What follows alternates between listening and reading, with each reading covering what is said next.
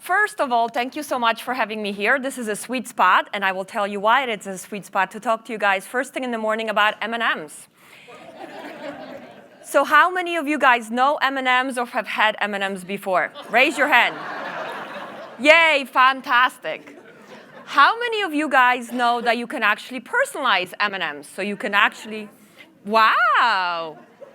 So now let me ask you, how many of you guys have either ordered or received a personalized M&M product? Wow. So many last hands, right? So that's why this is a sweet spot for me to talk to you guys about, because if, as a company, if you look at us as M&M'S or Mars, we have one of the #1 brands in candy. And for us to be standing here and saying we have a challenge of reaching those customers that really don't know about us or don't know about personalization of M&M or Mars, this is why this is a sweet spot. But before I get there, my name is Monika Nelson, and I'm the Global Experience Director, or CXO, for M&M's Retail. M&M's Retail is a division of Mars Incorporated. Mars Incorporated is a global company. And where's my clicker? I just realized I'm still on the starting slide, so there is no clicker. So thank you, Michelle. So M&M's Mars is a global company. We are in over 80 countries with 420 different sites. We have many beloved brands that you guys know, Snickers, Twix. We have pet food products. We had food products, Uncle Ben's Rice. So we have many, many brands, and they're too small for you guys to see. But there's many brands in there. There's many brands that are billion-dollar brands that you guys enjoy every day. One of them is M&M's. So when you look at M&M's, M&M's Retail is a division of Mars that brings to you guys, to the fans of M&M's, online customized experience through My M&Ms, where you can go online and order your customized M&Ms, put your face, your name, your message, your company logo on it. We also have 5 flagship stores that are around the world. So we have one 2 blocks away in New York. There's coupons on your tables if you want to stop in. We wouldn't mind that. You can send me all your feedback about the experience. We have one in New York. We have one in Orlando. We have one in Shanghai, Las Vegas, and London. And we also have this B2B licensing business. And this is why I'm here to tell you guys about what we did in order to address the problem of our products and our B2B exposure to our customers. So just like some of you guys here, and for those of you that raised your hands that you actually ordered our customized products. Because imagine, in our B2B business, for a conference like this, you could go to our business and order a custom M&M product with the business agility name on it and Ahmed's face, right? Wouldn't that be great? Don't worry, next year he will be introducing me. He's not going to back off now. You got it. So these are the examples of products that we actually do for B2B. So you can have, thank you gifts for your clients. You can have specific colors for your company. You can have your company logos on it. So imagine a world when you actually went and tried to order that from us, right? And that's the business that we wanted to really change. So when you look at the challenges that we had in our B2B world, when you have all of this customization, we wanted to really see why we're not killing it, right? Because we're killing it from every other perspective, but we're not really making a difference in this B2B sector. So we actually went out and started to use design thinking. Everybody else at Mars started to use design thinking, so we said, okay, let's do a design thinking workshop. In order for us to do a design thinking workshop, we wanted to get closer to the customer and really talk to that customer and really understand how do they perceive us, right? So we did a panel with 3 different customers. One was a large enterprise company, one was a technical association, and then the other one was a company with a strong trade show presence. And we talked to them to see how was their experience with ordering our product. We also sent out a survey to 300 B2B customers where we asked them how their experience was ordering our product and what do they think about their experience. And what we found out were these huge things. So one, we had a 1-800 number that you had to call. Imagine in today's world, if you want to place an order, you call a 1-800 number. And then the rep picks up the call and says, well, what would you like to order? And they say, oh, I have a conference and I want 3,000 of these bags with my company logo on it. And they'll be like, great, no problem. Send me your logo and I'll come back to you. And then 3 days later, somebody would send you an email and say, oh, maybe this is the configuration you want. This is the cost, and we might have it to you in 5 to 7 days. This is what we had last year. And for some of you, as you guys are rolling your eyes, this is not the digital era that we're in, right? This is not the experience that our customers expect of us. But that's where we were in, right? We were looking at 1-800 numbers. We had a slow response time. We had a manual legal form. Yes, we had an 8-page legal form that we would send to you if you wanted to print your company logo on M&Ms. And you had to read those 8 pages, sign your name, and fax it back. Yep. And you think you were placing an order with us, right? Because you were faxing it back. That was our process. All the way till September of last year, that was our process, right? Of actually sending that. And we had to make sure that those legal forms were signed. Otherwise, we would not print your company logo on the M&M, right? We treated all customers the same. So small or large customers, they were all the same.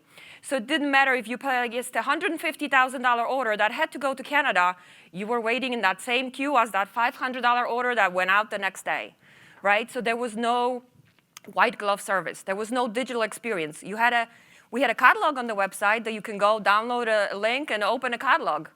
That's all. And we thought people would order from us because that was easy, right? But those were the things that we discovered by talking to our B2B customers, by talking to the panel, and we wanted to make sure that we actually address those things. So this is our journey.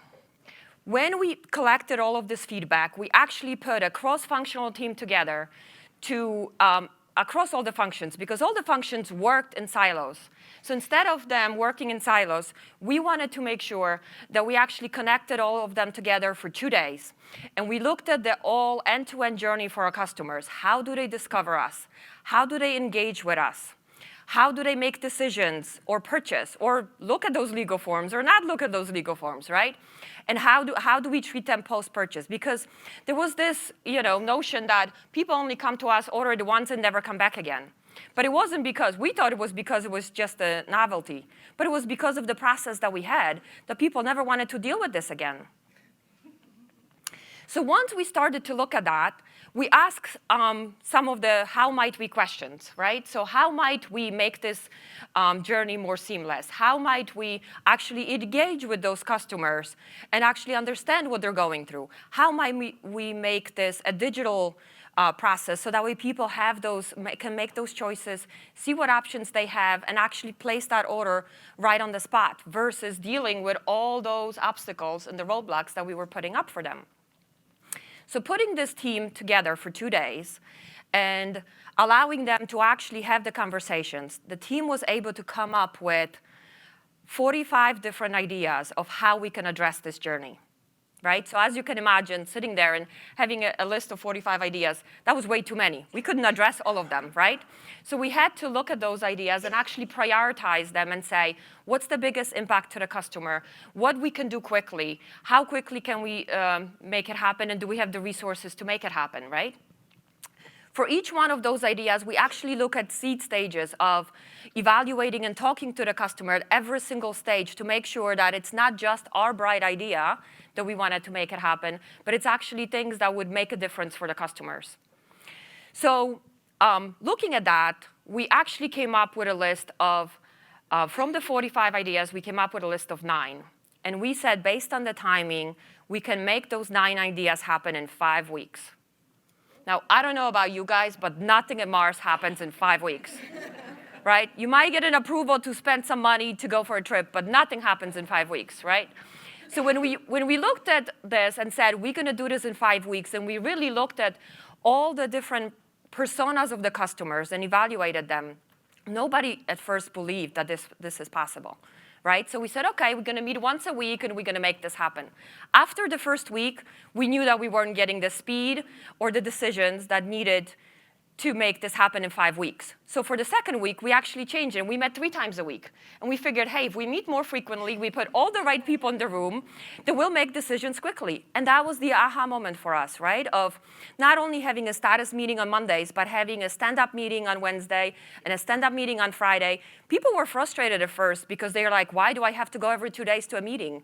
But once you put the right people together, once you put the e-commerce manager, the digital manager, the customer care person, the CMI person that brings the voice of the customer together, and all the people that actually make this happen, they could make decisions in those meetings, and they could actually make things happen.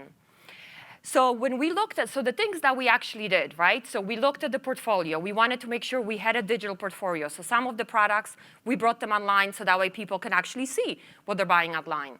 We engaged with the corporate B2B distributors. Just like you guys said, everybody knows Mars, right? We're #1 brand. When you go to the corporate B2B distributor and actually search for customized M&Ms, we were number 39. You're shaking your head. 39 for #1 brand? That's a shocker. Nobody would ever find us, right? But nobody paid attention to those details. Nobody paid attention that the product information was updated. Everybody just assumed that things were just there. Right? So when we actually looked at the details and said, we are not present where we need to be present, and when we evaluated this, things happen, and we fixed those things within a week or 2, and those things were addressed.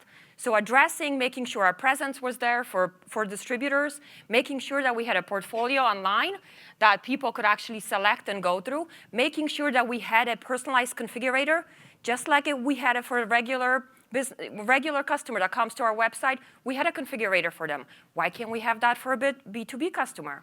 So we did the same thing, leveraging, copying some of the technologies and making sure that we had the right journey for that customer and had that present so that way actually that person can go online, place their orders, and actually understand what they're buying and make that decision right away and not deal with the legal forms.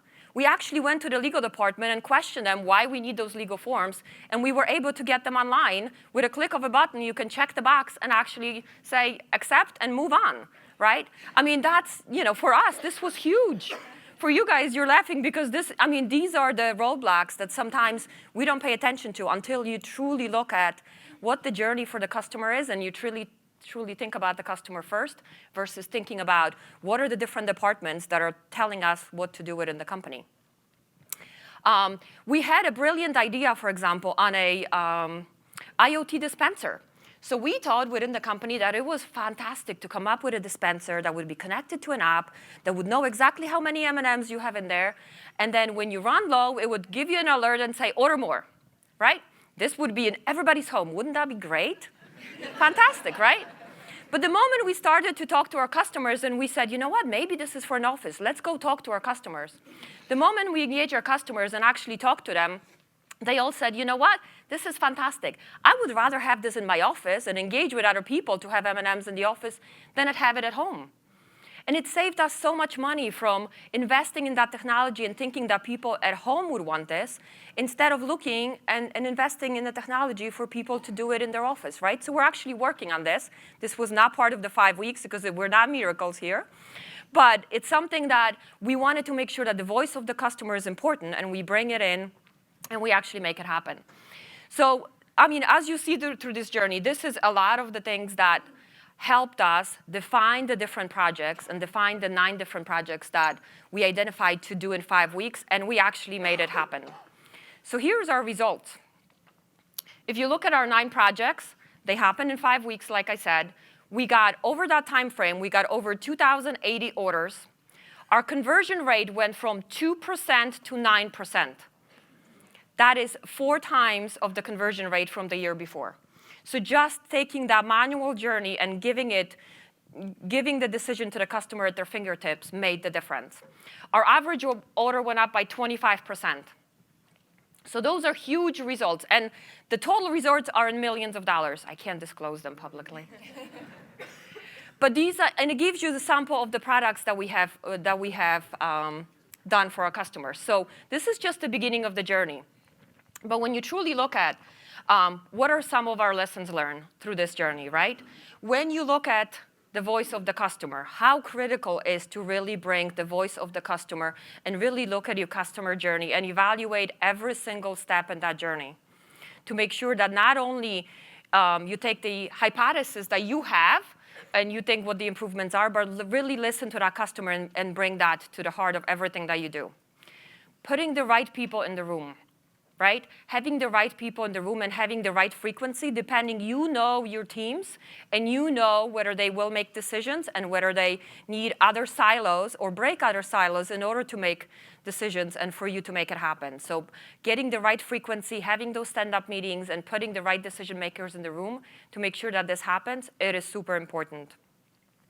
And also keeping an open mind, right? So as you think that you have all the solutions or you know what the customer needs, be open to change, because a lot of those things that sometimes you assume that is your hypothesis, that you think that that's what the customer needs, you need to be able to be willing and open to change, because that will be driven by the voice of your customer. So those are our main lessons learned, and I'm sure we'll have questions later. Thank you.